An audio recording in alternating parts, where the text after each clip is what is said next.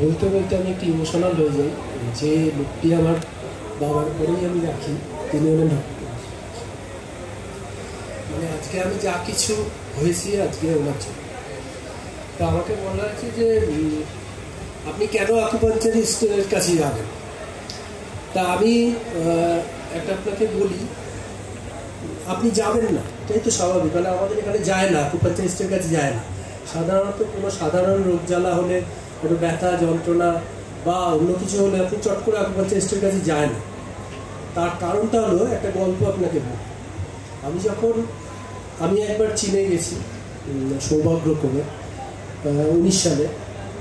তা আমি যখন চীনের কুনমিং এয়ারপোর্টে পৌঁছলাম, তখন আমি দেখলাম পৃথিবীর একটা অন্যরকম জায়গায় আমি এসে পড়েছি। কারণ আমি তো ভারতবর্ষ দেখতে অভ্যস্ত, তারপরে পশ্চিমবঙ্গ দেখতে অভ্যস্ত, সুতরাং একটা অন্যরকম জায়গা। তারপরেও যেটা আশ্চর্য হলাম, যখন কুনমিংয়ে আমি মিউনিসিপ্যালিটি হসপিটালে পৌঁছলাম, municipality TCM traditional Chinese medicine হসপিটালে পৌঁছলাম। সেখানে গিয়ে আমি তো সব অবাক নয়নে দেখছি, এরকম যেমন প্রথম যেমন একটা শিশু সব অবাকভাবে দেখে, আমিও দেখছি। হ্যাঁ, তা আমি জিজ্ঞেস করলাম যে এখানে চিকিৎসা করার পদ্ধতিটা কী।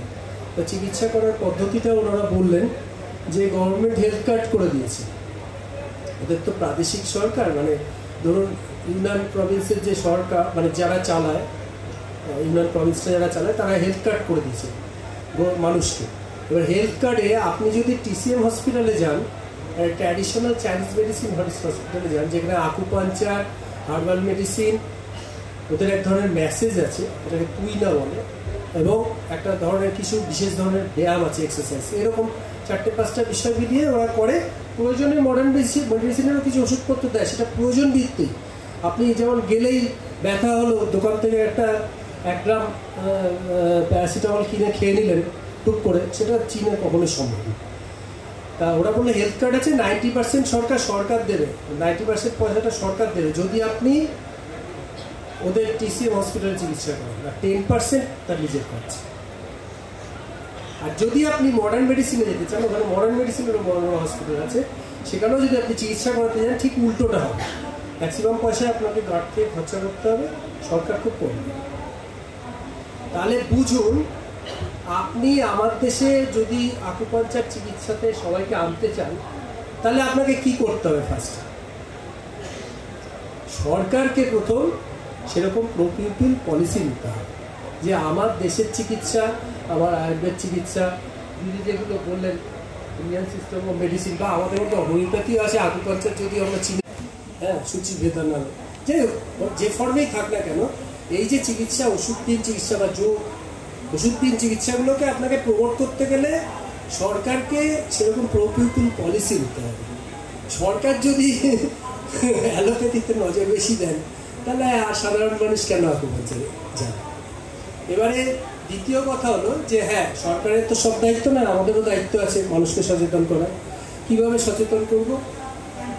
আপনি কেন যাবেন? ধরুন আপনার একটা হাঁটু ব্যথা হলো, হাঁটু ব্যথা একটা কমন ব্যাপার, একটা বয়সের পরে আপনার হাঁটু ব্যথা হয়, এবং ডাক্তারের কাছে গেলে আপনাকে অনেক ওষুধ খেতে হবে। যারা ওষুধ কিনতে পারেন তাদের তো কোনো সমস্যা নেই, যারা কিনতে পারেন না তাদের খুব সমস্যা হয়। যদি সরকারি হাসপাতাল থেকে অনেক কম পয়সায় এখন ওষুধপত্র দেওয়া হয়, কিন্তু ওই যে দিদি বললেন যে উনি দেখেছেন 1 পয়সার ওষুধের জন্য বিশাল লাইন, সে লাইন এখনও কমেনি, লাইন বেড়েছে, দালালদের উৎপাদ বেড়েছে, নানান রকম সমস্যা।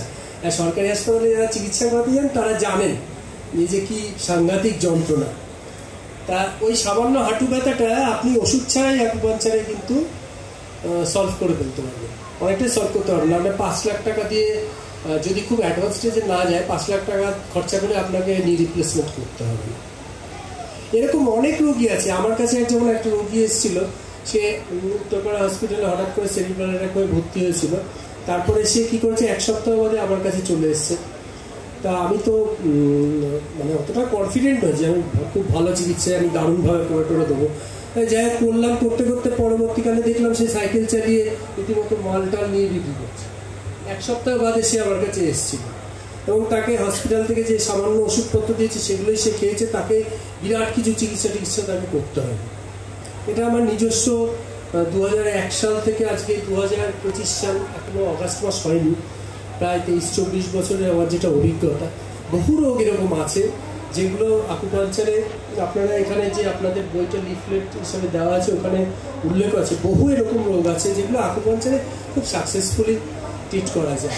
এবং মানুষকে আমরা ক্রমাগতভাবে সচেতন করে চলেছি। ইরিন তো 81 সাল থেকে করে যাচ্ছে এই কাজ এবং অসম্ভব ভালোভাবে এই কাজ করছে, সবাইকে সচেতন করছে। আমরাও বিভিন্ন রকমভাবে সচেতন করার চেষ্টা করছি, মানুষকে বোঝানোর চেষ্টা করছি যে আপনারা ওষুধ যেখানে লাগবে সেটাই খান, যেখানে ওষুধ লাগবে না সেটা খাবেন না। ওষুধের দোকানে একটা পাড়ায়, আমার পাড়াতে 5টা ওষুধের দোকান আছে, আমার পাড়া থেকে বেরিয়ে পরপর 5টা ওষুধের দোকান আছে। ওষুধ সবচেয়ে অ্যাভেলেবেল, না ওষুধ খাবেন না, চেষ্টা করুন স্বাভাবিক একটু ব্যায়াম, এক্সারসাইজ, যোগা, প্রাণায়াম, খাদ্যাভ্যাস বদল করে এই ধরনের আকুপাঞ্চার টাইপের চিকিৎসা করে আপনারা যতটা পারুন সুস্থ থাকার চেষ্টা করুন। এটা আমরা ক্রমাগত প্রচার চালাচ্ছি, কিন্তু সবশেষ কথা ওটাই, সরকার যদি উদাসীন হয় কাজটা খুব কঠিন হয়ে যায়, কিন্তু আমরা চালিয়ে যাব শেষ অবধি। নমস্কার।